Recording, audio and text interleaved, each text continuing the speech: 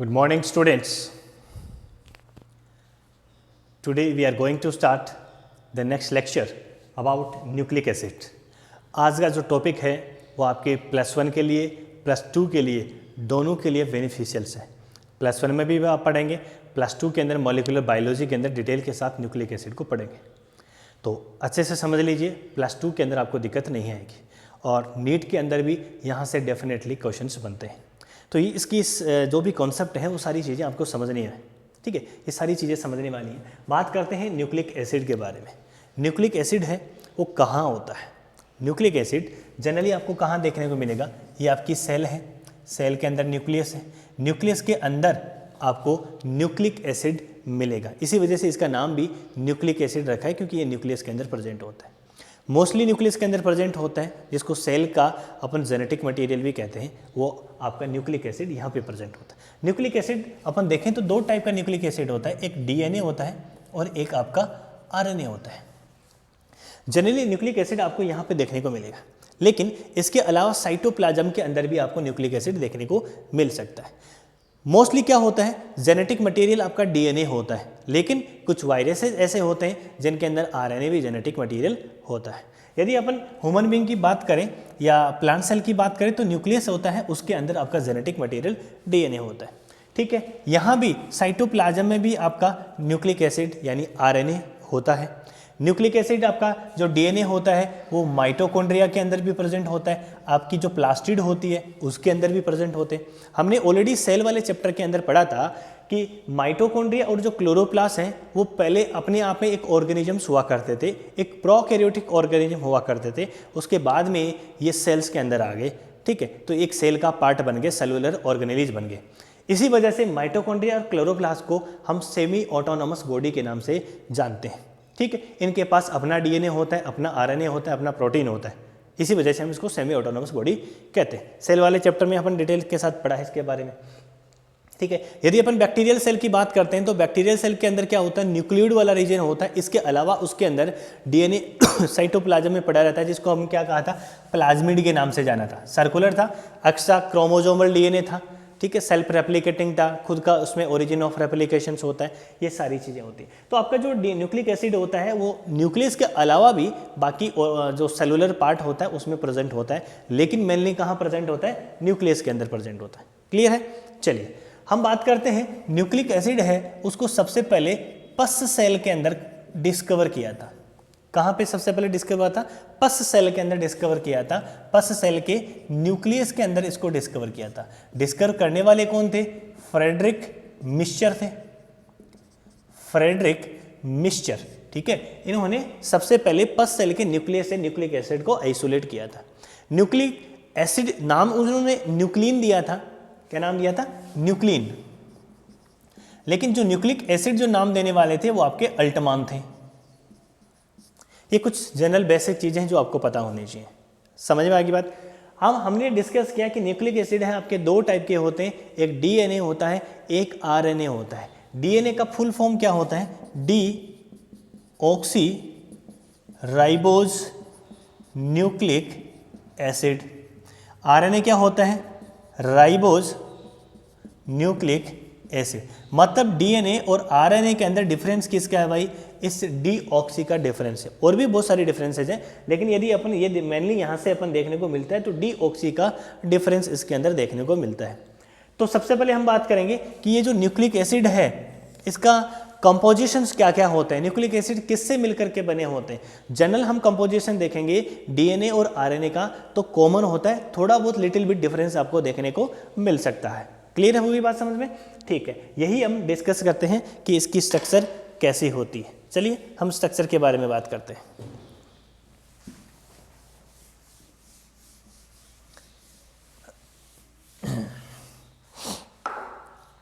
आपका जो nucleic acid है, न्यूक्लिक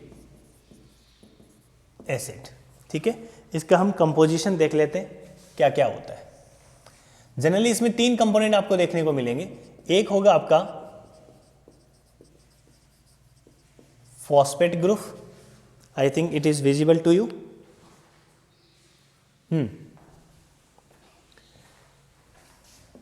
सेकेंड होगा पेंटोज शुगर और थर्ड होगा नाइट्रोजन बेस। यानी 3 कंपोनेंट मिलते हैं तब ये स्ट्रक्चर्स बनती है। एक चीज अपन बात करते हैं यहाँ पे कि आपका जो डीएनए है यानी न्यूक्लिक एसिड होता है, ये क्या होता है, एक न्यूक्लिक एसिड पॉलीमर होता है। न्यूक्लिक एसिड क्या है, एक पॉलीमर है। तो इसका मोनोमर क्या है, बहुत अच्छा क्वेश्चन यहाँ से बन सकता है। यानी आपका जो डीएनए है वो भी अपने आप में क्या है भाई, एक पॉलीमर है ऐसे। तो ये जो मोनोमर है इसको अपन क्या कहते हैं, मोनोमर को हम कहते हैं न्यूक्लियोटाइड। मोनोमर क्या है इसका, न्यूक्लियोटाइड है, दिख रहा है। मोनोमर इसका न्यूक्लियोटाइड है, तो पॉलीमर क्या हो जाएगा, पॉली न्यूक्लियोटाइड। Poly nucleotide. तो आपका जो डीएनए है ना वो क्या होता है, पॉली न्यूक्लियोटाइड चेन होती है। अब डीएनए की यदि अपन पर्टिकुलर बात करेंगे तो डीएनए क्या होता है कि 2 पॉलीन्यूक्लियोटाइड चेन्स होती हैं जो आपस में से ट्विस्टेड मैनर के अंदर रहती है। वो आगे अपन स्ट्रक्चर देखेंगे जब पॉलीन्यूक्लियोटाइड पढ़ेंगे। अभी हम किस पे फोकस करेंगे, न्यूक्लियोटाइड की स्ट्रक्चर देखेंगे कि एक न्यूक्लियोटाइड कैसे बनता है। क्योंकि एक न्यूक्लियोटाइड है वो किसको रिप्रेजेंट कर रहा है, यहाँ पे मोनोमर को रिप्रेजेंट कर रहा है। जब हम एक मोनोमर की स्ट्रक्चर स्टडी करेंगे तो हम पता लगा लेंगे कि ये सारे के सारे मोनोमर आपस में मिलकर के एक पॉलीन्यूक्लियोटाइड चेन कैसे बनाते हैं, ठीक है ना। तो हम यहाँ पे बात करें कि एक न्यूक्लिक एसिड जो होता है उसका एक न्यूक्लियोटाइड जो होता है उसके क्या क्या कंपोजिशंस होते हैं। उसमें जनरली आपको 3 कंपोजिशंस देखने को मिलते हैं। कौन कौन सा है, सबसे पहले फॉस्फेट ग्रुप की अपन बात करते हैं। फॉस्फेट ग्रुप होता है, इसका फॉर्मूला होता है H3PO4, यानी 3 हाइड्रोजन है, 1 फॉस्फोरस है, 4 आपके ऑक्सीजन होती है। स्ट्रक्चर अपन देखेंगे तो 1 फॉस्फोरस है, ठीक है, 4 ऑक्सीजन है तो चारों तरफ ऑक्सीजन लगा दो, हो गया। हाइड्रोजन कितने, 3 है, तो 1 हाइड्रोजन, 2 हाइड्रोजन, 3 हाइड्रोजन। यहाँ पे हाइड्रोजन नहीं है, यहाँ पे डबल बॉन्ड आ जाएगा, ऑक्सीजन की वैलेंसी सेटिस्फाइड होगी, ठीक है। ये स्ट्रक्चर H3PO4 की होती है। एक कंपोनेंट इसका ये होता है। दूसरा कंपोनेंट हम बात किया पेंटोज शुगर। पेंटोज शुगर हम पढ़ के आए हैं पीछे, 5 कार्बन वाली शुगर होती है। 5 कार्बन वाली शुगर होती है, उसमें आपको 2 टाइप की शुगर देखने को मिलेगी। एक शुगर होगी आपकी राइबोज शुगर और एक शुगर होगी डीऑक्सी राइबोज शुगर। नाम से कुछ पता चला कि राइबोज शुगर होती है वो आपके आरएनए के अंदर होती है और जो डीऑक्सी राइबोज शुगर होती है वो आपके डीएनए के अंदर होती है। क्योंकि जब हमने पढ़ा था कि डीऑक्सी राइबोज न्यूक्लिक एसिड उसका नाम होता है, तो उसके अंदर शुगर कौन सी होगी, डीऑक्सी राइबोज शुगर प्रेजेंट होगी। और आरएनए के अंदर कौन सी होगी, राइबोज शुगर होगी। राइबोज शुगर की स्ट्रक्चर भी हमने देखी है, क्या स्ट्रक्चर होती है, पेंटोज शुगर है तो 5 कार्बन वाली होगी, ये 5 कार्बन हमने बनाए हैं। स्ट्रक्चर याद है आपको, ये हो गया HOH, H H OH OH H OH, 1 2 3 4 और ये 5, ये 5 कार्बन वाली शुगर है जिसको हम राइबोज शुगर के नाम से जानते हैं। डीऑक्सी राइबोज में क्या होगा, ये भी 5 कार्बन वाली शुगर ही है, लेकिन डिफरेंस कहाँ है, वो डिफरेंस याद कर लेना भाई, H OH H OH H।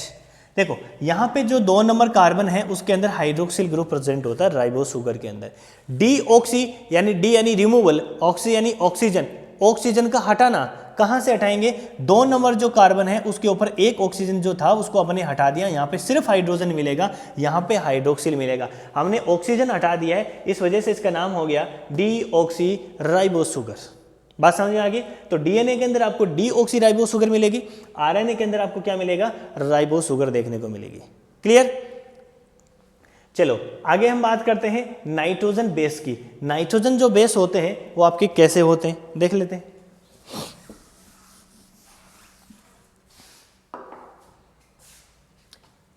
कहाँ लिखे, यहां लिख देते हैं। नाइट्रोजन बेस आपके 2 टाइप के होते हैं। पहला है प्यूरिन, सेकेंड पायरिमिडीन, ठीक है। प्यूरिन, इसमें 2 रिंग होती है। प्यूरिन के अंदर आपको 2 रिंग देखने को मिलेगी। एक रिंग होगी वो 6 कार्बन वाली होगी, एक रिंग आपको 5 कार्बन वाली देखने को मिलेगी। लेकिन पायरिमिडीन में एक ही रिंग होगी जो 6 कार्बन वाली होगी। पहला तो डिफरेंस ये हो जाएगा इसके अंदर। क्या कहा मैंने कि प्यूरिन के अंदर आपको 2 रिंग देखने को मिलेगी, पायरिमिडीन में एक ही रिंग देखने को मिलेगी। ठीक है। जो 2 रिंग होगी उनमें पहली रिंग 6 कार्बन वाली होगी, सेकंड रिंग 5 कार्बन वाली होगी, और जो सेकंड पिरिमिडीन है उसमें एक ही रिंग देखने को मिलेगी, तो ये कंप्लीट अपने आप में 6 रिंग होगी, 6 कार्बन वाली रिंग होगी। क्लियर। अब प्यूरिन है, उसके अंदर क्या क्या आते हैं? प्यूरिन में आपका आएगा एडेनिन, ग्वेनिन, इधर आएगा थायमिन, साइटोसिन एंड यूरेसिल। क्या क्या लिखा? Adenine, guanine, thymine, cytosine and uracil. Adenine और जो ग्वेनिन है, एडेनिन को हम ए से रिप्रेजेंट करते हैं, ग्वेनिन को अपन जी से रिप्रेजेंट करते हैं, ठीक है। थायमिन को हम टी से रिप्रेजेंट करेंगे, साइटोसिन को सी से रिप्रेजेंट करेंगे, यूरेसिल को यू से रिप्रेजेंट करेंगे। अब ये जो 5 हमने क्या लिखी है, नाइट्रोजन बेस लिखे हैं, ये 5 नाइट्रोजन बेस किस किस में होते हैं? देखिए, हम बात करें डीएनए की, तो डीएनए के अंदर फॉस्फेट ग्रुप तो सब में ही होता है, इसमें भी है, डीएनए में भी है, आरएनए में भी है। शुगर की हमने बात की थी, डीएनए में डीऑक्सी राइबो शुगर होती है, आरएनए में राइबो शुगर होती है। तो यहाँ पे जो 5 अपने नाइट्रोजन बेस लिखे हैं वो कैसे होते हैं? डीएनए के अंदर आपको adenine, guanine, thymine, cytosine 4 nitrogen base मिलेंगे। यदि हम आरएनए की बात करें, आरएनए में एडेनिन मिलेगा, ग्वेनिन मिलेगा, थायमिन नहीं मिलेगा। थायमिन की जगह क्या आ जाएगा? इसमें यूरेसिल आ जाएगा और साइटोसिन मिलेगा आपको। समझ में आएगी बात? Adenine, guanine, thymine, cytosine, adenine, guanine, thymine की जगह यूरेसिल और साइटोसिन, ये आरएनए के अंदर प्रेजेंट होता है। बात यहाँ तक समझ में आ गई? ठीक है।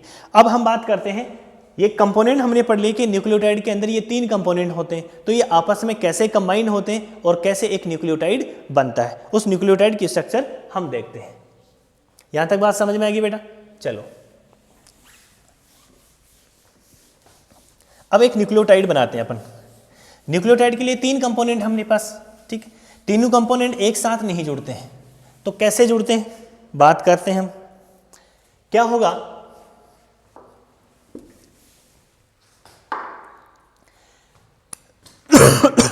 सॉरी, आपकी ये क्या है?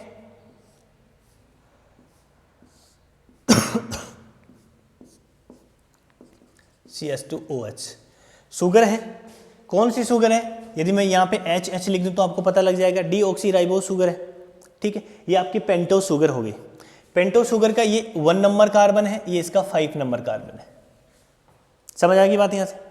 इस शुगर के 1 नंबर कार्बन के साथ आपका जुड़ेगा नाइट्रोजन बेस। कितने नंबर कार्बन के साथ? 1 नंबर कार्बन के साथ नाइट्रोजन बेस जुड़ेगा।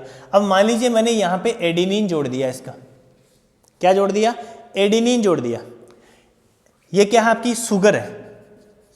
शुगर के साथ क्या जोड़ दिया? एडेनिन यानी नाइट्रोजन बेस जोड़ दिया। तो यहाँ पे ये जो रिजल्टेंट स्ट्रक्चर बनती है उसको हम कहते हैं न्यूक्लियोसाइड। न्यूक्लियोसाइड यानी पहले न्यूक्लियोसाइड बनता है, उसके बाद न्यूक्लियोटाइड बनता है। न्यूक्लियोसाइड में क्या होगा कि नाइट्रोजन बेस और पेंटोज शुगर जब आपस में जुड़ जाती हैं तो वो न्यूक्लियोसाइड होता है।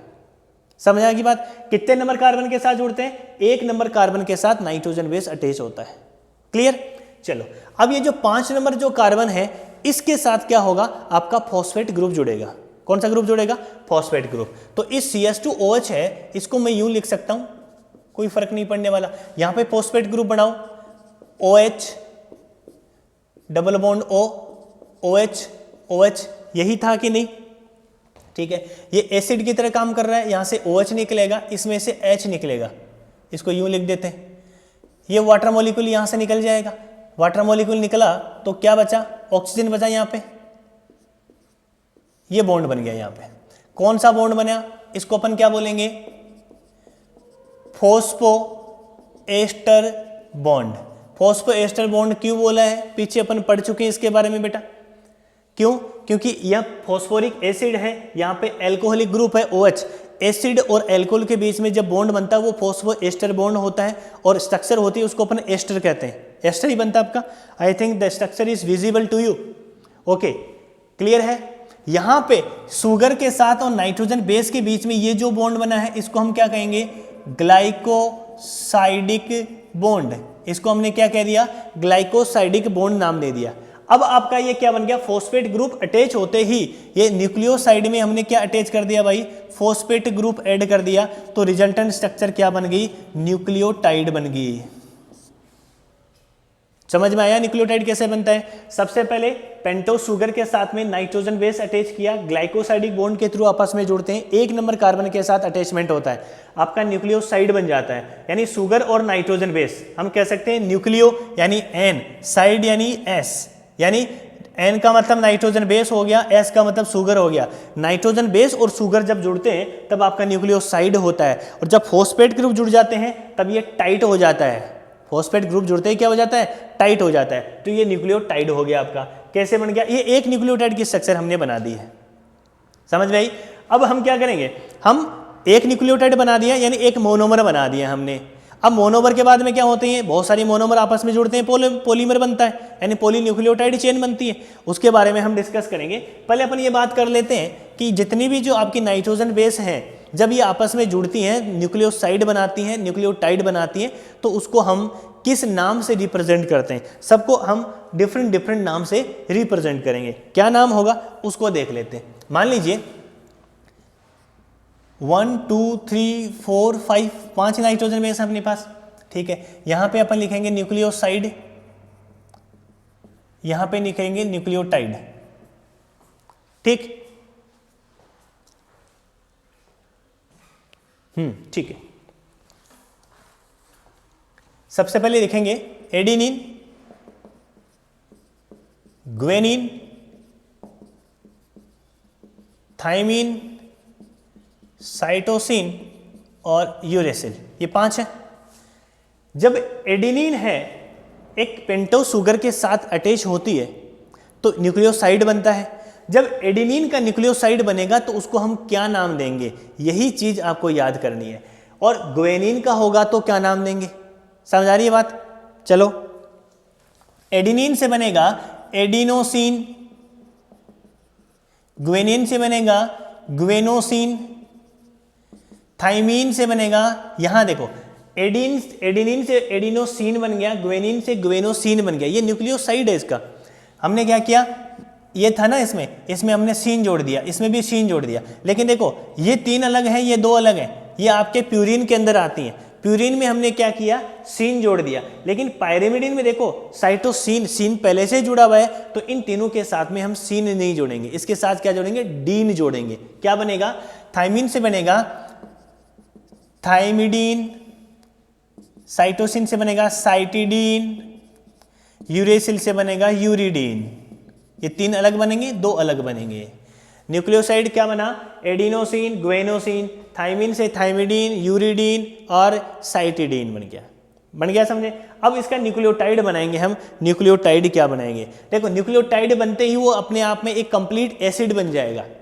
अभी तो न्यूक्लियोसाइड है, हम इसमें फॉस्फेट ग्रुप ऐड करेंगे तो अपने आप में एक न्यूक्लियोटाइड बन जाएगा, एक न्यूक्लिक एसिड बन जाएगा। तो हम एडिनोसिन है उससे क्या एसिड बन जाएगा, एडिनाइलिक एसिड बन जाएगा। यहां पे लिख रहा हूं adenylic acid, guanylic acid, thymidylic acid, इसमें सेम बनता जाएगा। क्या बचा, साइटिडाइलिक एसिड और यूरिडाइलिक एसिड। ये सारे के सारे इसके न्यूक्लियोटाइड के नेम होंगे जो आपको याद करने हैं, एनसीईआरटी में दिए हुए। न्यूक्लियोसाइड के नाम याद करने हैं, न्यूक्लियोटाइड के नाम याद करने हैं। यहाँ तक बात समझ में आई है तो यस और नो का आंसर दो, फिर हम आगे बढ़ते हैं, ठीक है। चलिए, क्लियर हो गया, बहुत बढ़िया। अब हमने एक न्यूक्लियोटाइड बनाया है, ठीक है। आपकी एनसीईआरटी क्या कह रही है कि 2 नाइट्रोजन बेस हैं, उनकी स्ट्रक्चर दे रखी है, वो स्ट्रक्चर आपको याद होनी चाहिए। किस किस की स्ट्रक्चर दे रखी है, एक एडेनिन की दे रखी है, एक यूरेसिल की दे रखी है, यानी एक प्यूरिन की दे रखी है, एक पायरिमिडिन की दे रखी है, ठीक है। तो प्यूरिन की स्ट्रक्चर यदि अपन बनाए, यानी एडेनिन की स्ट्रक्चर बनाए, तो क्या होता है, 2 रिंग होती हैं, एक 6 कार्बन वाली, एक 5 कार्बन वाली। तो 6 कार्बन की हमने बनाई है, अब एक 5 कार्बन की बनाना है, तो एक तो इसमें आ ही गया, 1 2 3 4 और 5, 1 2 3 4 5 बन गया। अब इसमें बॉन्डिंग कैसे बनानी है, बॉन्डिंग के लिए देखो यहाँ पे NH2 ग्रुप अपन अटैच करेंगे, यहाँ पे N ग्रुप अटैच करेंगे, यहाँ पे N ग्रुप अटैच करेंगे, अल्टरनेट इसमें डबल बॉन्ड लगा देंगे, यहाँ लगाए, यहाँ छोड़ दो, यहाँ लगा दो, यहाँ लगा दो। क्या बनाया है? अल्टरनेट डबल बॉन्ड बनाना है। यहाँ पे ऊपर NH2 ग्रुप होता है, यहाँ पे N ग्रुप होता है, इसको एक छोड़ देंगे और यहाँ पे एक N ग्रुप लगा देंगे। ठीक, यहाँ पे N ग्रुप लगाया है तो 5 नंबर वाली ये जो आपकी चेन है 5 कार्बन वाली, इसमें यहाँ पे NH लगा देंगे, ऊपर टॉप में यहाँ पे NH2 लगाया है, इसमें अपन N लगा देंगे और एक डबल बॉन्ड यहाँ लगा देंगे। क्या किया अपन ने? अल्टरनेट डबल बॉन्ड लगाया है, इसमें अल्टरनेट डबल बॉन्ड, ये इसका यहाँ भी डबल बॉन्ड हो गया तो इसको छोड़ दो और एक डबल बॉन्ड यहाँ पे लगा दो, फिर इसको छोड़ना है लेकिन यहाँ पे डबल बॉन्ड आपको नहीं लगाना है। ये स्ट्रक्चर आपको 2-3 बार बनाओगे याद हो जाएगी। एक 6 कार्बन की रिंग बनानी है, एक 5 कार्बन की रिंग बनानी है, अल्टरनेट डबल बॉन्ड लगाना है, ऊपर NH2 लगाना है, N लगाना है, एक छोड़ना है, एक N लगाना है नाइट्रोजन, फिर यहाँ पे N लगाना है, NH लगाना है, डबल बॉन्ड। ये आपकी किसकी स्ट्रक्चर होगी भाई? एडेनिन की स्ट्रक्चर होगी। किसकी स्ट्रक्चर होगी? एडेनिन की स्ट्रक्चर होगी। फिर एक यूरेसिल की स्ट्रक्चर भी दे रखी है, वो बहुत ही सिंपल है। उसमें आपको क्या करना है? सिंपली एक ही रिंग बनानी है, तो एक रिंग की कितनी होगी? 6 कार्बन की होगी। ठीक, अब क्या होगा? उसमें ऊपर टॉप में डबल बॉन्ड लगाना है, उसके बाद NH ग्रुप लगाना है, एक डबल बॉन्ड O लगाया, NH लगाया, वापस डबल बॉन्ड O लगाएंगे, वापस अपन NH लगाएंगे, सिर्फ एक डबल बॉन्ड इसमें अंदर की तरफ आपको दिखाना है। क्या हुआ? एक 6 कार्बन की रिंग बनाई, ऊपर डबल बॉन्ड O लगाया, यहाँ पे NH लगा दिया, वापस डबल बॉन्ड O लगाया, वापस NH लगा दिया और एक डबल बॉन्ड O बना दिया। यह स्ट्रक्चर आपकी किसकी बन गई भाई? यूरेसिल की स्ट्रक्चर बन गई। ये एडेनिन और यूरेसिल की स्ट्रक्चर आपको ध्यान में होनी चाहिए। क्लियर? हमने यहाँ पे क्या बनाया? एक न्यूक्लियोटाइड बना दिया था, एडेनिन हमने लिखा है यहाँ पे। ठीक है, हम क्या करेंगे? यदि ये स्ट्रक्चर आपको यहाँ लगानी है तो ये 5 कार्बन वाली चेन इधर आ जाएगी, 6 वाली इधर आ जाएगी, 5 कार्बन वाली के साथ में ये नाइट्रोजन बेस आपका जो है 1 नंबर कार्बन के साथ अटैच हो जाएगा। ठीक है, अपन को वो डिटेल के साथ स्ट्रक्चर नहीं बनानी है, अपन को इतना याद होना चाहिए कि एक न्यूक्लियोटाइड ऐसे बन गया। चलो अब हम बात करते हैं कि डीएनए जो है वो कैसा होता है। डीएनए की पूरी स्ट्रक्चर अपन बनाएंगे, ये मैं रफ कर रहा हूं। डीएनए को यदि अपन देखें तो एक साइंटिस्ट आए थे वॉटसन एंड क्रिक, उन्होंने डीएनए की स्ट्रक्चर के लिए एक मॉडल दिया था। मॉडल का नाम था डबल हेलिकल मॉडल, यानी जो डीएनए होता है 2 हेलिक्स के अंदर रहता है। कितने हेलिक्स में रहता है? 2 हेलिक्स के अंदर स्ट्रक्चर में प्रेजेंट होता है, उसको अपन डीएनए का डबल हेलिकल मॉडल का नाम दिया था। डबल हेलिकल क्या था?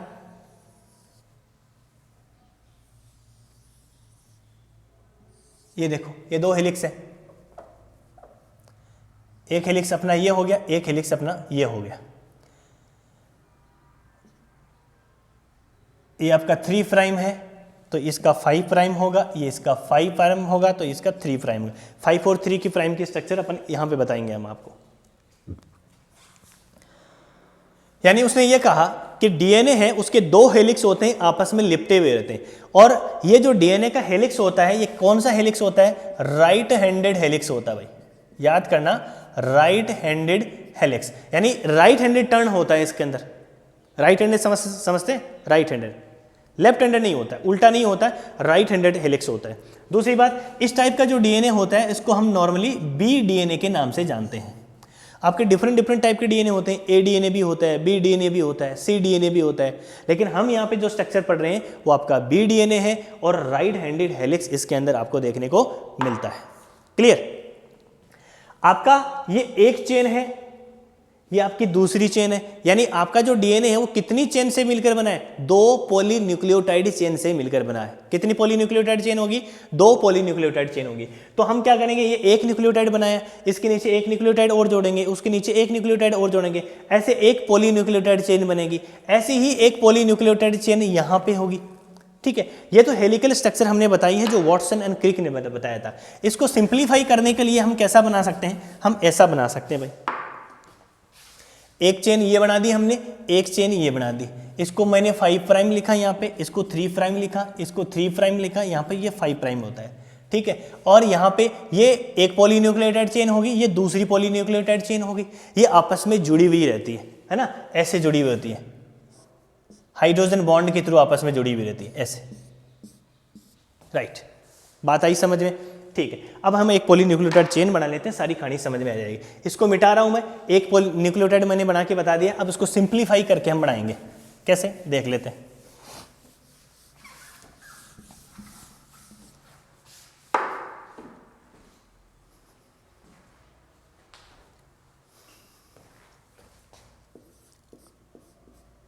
शुगर बनाई, यहाँ पे एडेनिन जोड़ दिया, यहाँ पे आपका CH2O था, यहाँ पे आपका एक फॉस्फेट ग्रुप है। ठीक है, फॉस्फेट ग्रुप को यदि अपन पूरा बनाए तो डबल बॉन्ड O आ जाएगा, इधर OH आ जाएगा, इधर OH आ जाएगा, बन गया एक। यहाँ पे क्या था, H OH H H, DNA की अपन बना रहे हैं, बन गया एक। ऐसे ही एक दूसरा नीचे बना दो,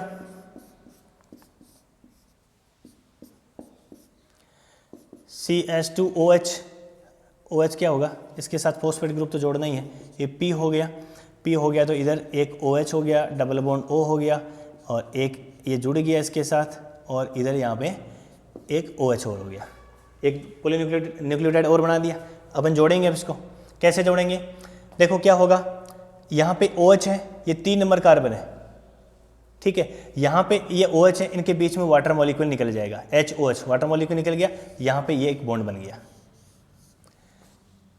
बन गया। ये 2 न्यूक्लियोटाइड थे जो आपस में जुड़ गए, ये एक डाई न्यूक्लियोटाइड बन गया आपका।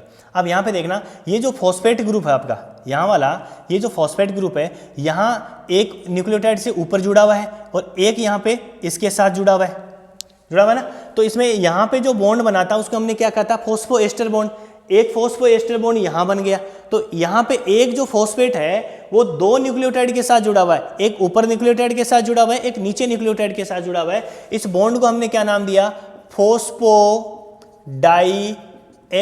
बॉन्ड, यानी 2 एस्टर बॉन्ड बन रहे हैं, एक यहाँ पे बन रहा है और एक ये पहले से इसके साथ अटैच है। तो फॉस्फोडाइएस्टर बॉन्ड इसका एक कैरेक्टरिस्टिक फीचर्स होता है पॉलीन्यूक्लियोटाइड चेन का। याद करना, phosphodiester is the characteristics bond of the DNA का एक कैरेक्टरिस्टिक बॉन्ड होता है।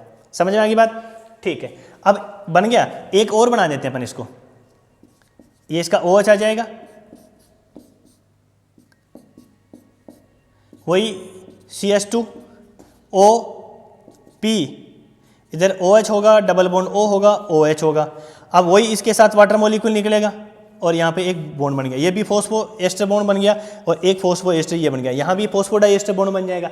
ये ऐसे करते करते एक पॉलीन्यूक्लियोटाइड चेन बन जाएगी। यहाँ पे 1 नंबर कार्बन के साथ हमने नाइट्रोजन बेस जोड़ा है, A जोड़ दिया, मान लीजिए यहाँ पे T जोड़ दिया, यहाँ पे G जोड़ दिया, ठीक। ऐसे ही पॉलीन्यूक्लियोटाइड चेन एक सामने होगी, ठीक है। सामने कैसी होगी, सामने इसको अपन यहाँ पे उल्टा बनाएंगे, समझाने के लिए आपको समझ में आए, उल्टा बनाएंगे। क्यों, क्योंकि 1 नंबर कार्बन के साथ नाइट्रोजन बेस जोड़ने हैं, तो हम यदि उसको ऊपर बनाएंगे तो 1 नंबर कार्बन उधर चला जाएगा, अपन को इधर लाना है ताकि इनके बीच में आपस में जो नाइट्रोजन बेस हैं ये भी आपस में जुड़े हुए रहते हैं। तो 1 नंबर कार्बन हो गया, यहाँ पे 2 3 4 5 हो गया, यहाँ पे CH2OH आ गया इसका, यहाँ पे 3 नंबर था, यहाँ पे OH आ जाएगा, ठीक। यहाँ पे अपने नाइट्रोजन बेस अटैच कर दिया, नाइट्रोजन बेस यहाँ पे A है तो यहाँ पे हमने T जोड़ दिया। एक और बना दो, इधर 3 3 की बना लेते हैं, क्या होगा, यहाँ पे T है तो यहाँ पे A आ जाएगा। क्यों आ जाएगा ये भी हम आपको बता देंगे। ये CH2OH, ये आपका CH2OH।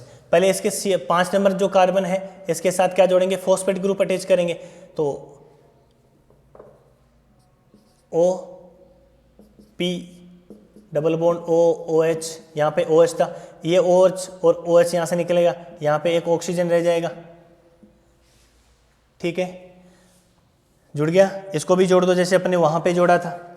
इसका जो OH है यहाँ पे भी OH होगा, वाटर मॉलिक्यूल निकल जाएगा इसका भी, और ये जुड़ जाएगा, फॉस्फोएस्टर बॉन्ड बन जाएगा, जुड़ गया आपस में सारे के सारे, ठीक है। यहाँ पे देखो, यहाँ पे G था, यहाँ पे C आ गया। एक न्यूक्लियोटाइड चेन अपन इधर बना ली, एक इधर बना ली। अब क्या होता है, मैंने एक चीज़ बताई थी आपको, 5 एंड से 3 एंड और 3 एंड से 5 एंड, ये क्या बीमारी है। देखो यहाँ पे इसमें क्या है, 5 एंड जो है इस राइबोस शुगर का 5 एंड फ्री है, इसके ऊपर कुछ नहीं जुड़ा हुआ है, 5 एंड फ्री है, तो इसको मैंने कह दिया 5 एंड।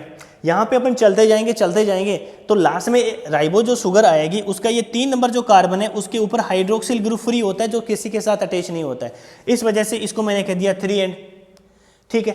अब इसमें क्या होगा, इसमें 3 नंबर कार्बन यहाँ पे फ्री था, उसमें 5 नंबर कार्बन फ्री था, इसमें 3 नंबर कार्बन फ्री रहेगा, इसको हमने कह दिया 3 एंड।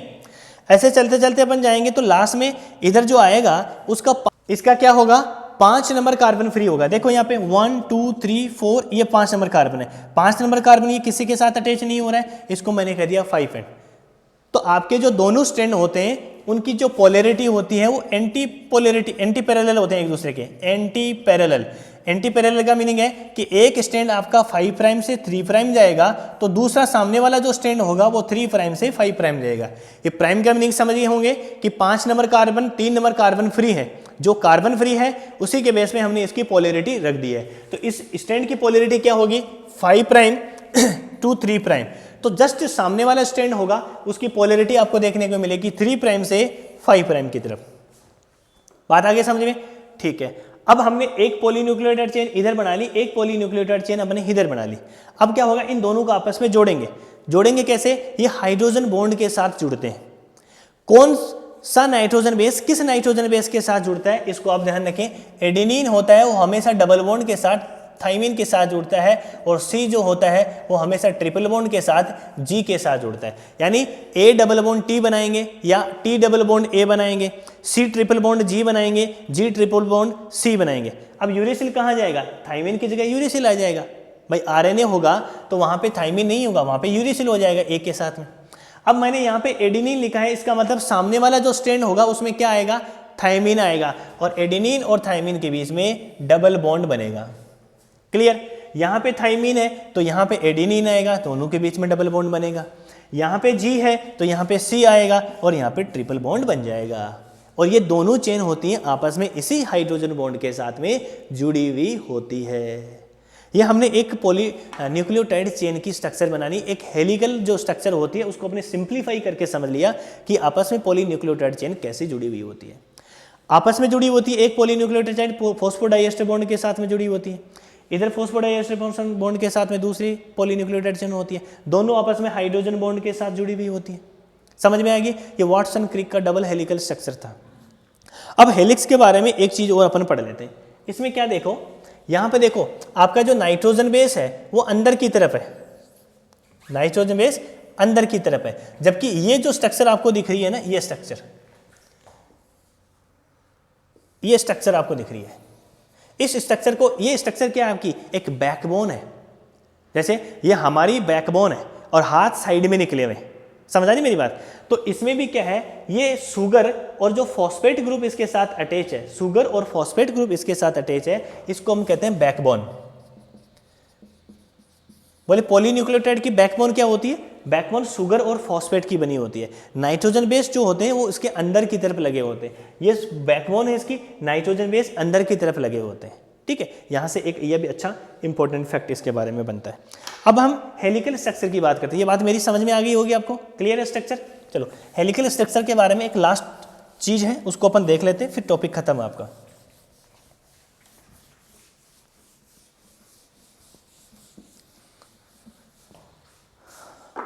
देखो हेलिकल स्ट्रक्चर हमने क्या बताया,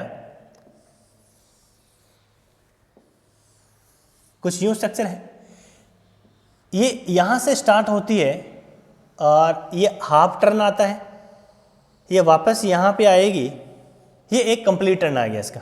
ठीक है, एक टर्न जब कंप्लीट होता है यहां से यहां तक, तो उसमें 1 2 3 4 5 6 7 8 9 10 नाइट्रोजन बेस पेयर होते हैं। बेस पेयर क्या है कि ये एक स्ट्रैंड है, मान लीजिए यहाँ पे एडेनिन है तो यहाँ पे इसके सामने थाइमिन होगा, बॉन्ड बनेगा, यहाँ पे सी है तो यहाँ पे जी होगा, टी है तो यहाँ पे ए होगा, जी है तो सी होगा, टी है तो ए होगा।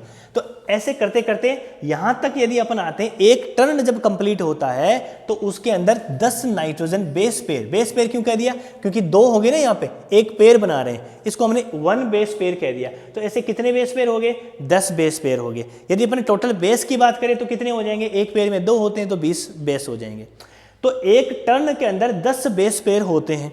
इस पर टर्न की जो डिस्टेंस होती है ना, वो डिस्टेंस कितनी होती है? ये डिस्टेंस होती है आपकी 34 एंगस्ट्रॉम, जिसको अपन डायमीटर कहते हैं, पिच के नाम से जानते हैं।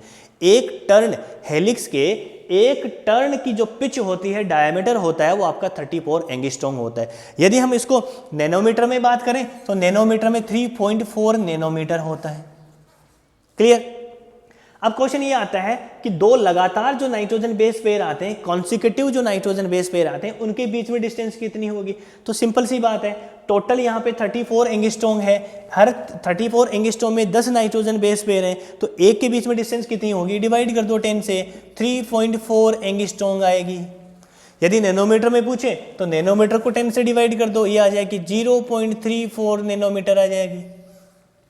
बस इतनी सी चीज़ आपको ध्यान में रखनी है। क्या क्या हमने पढ़ा एक बार समराइज करवा देता हूँ, फिर टॉपिक खत्म आपका। न्यूक्लिक एसिड आपका डीएनए और आरएनए होता है, जेनेटिक मटेरियल हैं दोनों ही, लेकिन मोस्टली जेनेटिक मटेरियल आपका डीएनए होता है। 12th क्लास में पढ़ेंगे कि इसके लिए क्या क्या एक्सपेरिमेंट हुए थे डीएनए को जेनेटिक मटेरियल प्रूव करने के लिए, ठीक है।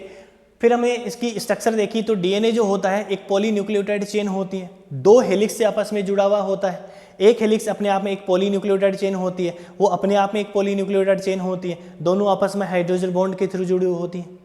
एक पॉलीन्यूक्लियोटाइड है, उसमें नंबर ऑफ न्यूक्लियोटाइड्स होते हैं। एक न्यूक्लियोटाइड को हम मोनोमर कहते हैं। मोनोमर की स्ट्रक्चर हमने देखी थी कि 3 कंपोजिशंस होते हैं, फॉस्फेट ग्रुप है, पेंटोस शुगर है और आपका नाइट्रोजन बेस होता है। Nitrogen base purine and pyrimidine होती हैं। प्यूरिन के अंदर 2 रिंग होती हैं, 6 carbon ring, 5 carbon ring. Pyrimidine में एक ही रिंग होती है, 6 कार्बन रिंग होती है। प्यूरिन में एडेनिन और ग्वेनिन आते हैं, उधर थाइमिन, साइटोसिन, यूरेसिल आते हैं। डीएनए के अंदर एडेनिन, ग्वेनिन, थाइमिन, साइटोसिन होते हैं। आरएनए में क्या होता है, चारों होते हैं, लेकिन थाइमिन की जगह क्या होता है, यूरेसिल होता है। इतनी बात समझ में आई। फिर हमने एक न्यूक्लियोसाइड बनाया, एक न्यूक्लियोटाइड बनाया। न्यूक्लियोसाइड क्या होता है, नाइट्रोजन बेस यदि शुगर के साथ अटैच होता है दैट इज कॉल्ड न्यूक्लियोसाइड, और फॉस्फेट ग्रुप उसको अटैच करते ही वो टाइट हो जाता है, यानी न्यूक्लियोटाइड बन जाता है। ठीक, फिर हमने एक न्यूक्लियोटाइड की स्ट्रक्चर बना के देखी कि न्यूक्लियोटाइड की स्ट्रक्चर कैसे बनती है। फिर सबको जोड़ करके हमने एक पॉलीन्यूक्लियोटाइड चेन बनाई, फिर इधर एक पॉलीन्यूक्लियोटाइड चेन बनाई, दोनों के नाइट्रोजन बेस को हाइड्रोजन बॉन्ड के थ्रू जोड़ दिया हमने, और डीएनए की डबल हेलिकल जो स्ट्रक्चर थी, डबल स्ट्रैंडेड जो था वो बन गया। 2 स्ट्रैंड होते हैं, हमने पढ़ा है कि दोनों स्ट्रैंड हेलिक्स फॉर्म के अंदर होते हैं। कौन सा हेलिक्स होता है, राइट हैंडेड हेलिक्स होता है। इस टाइप का जो डीएनए होता है जिसमें राइट हैंडेड हेलिक्स होता है उसको अपन क्या कहते हैं, बी डीएनए के नाम से जानते हैं। ये बी डीएनए का राइट हैंडेड जो हेलिक्स है, डबल हेलिकल जो मॉडल है, वो किसने दिया था, वॉटसन एंड क्रिक ने दे दिया था। इसी वजह से इनको नोबेल प्राइज भी मिला हुआ है। क्लियर, बस इतना ही। Thank you, good bye.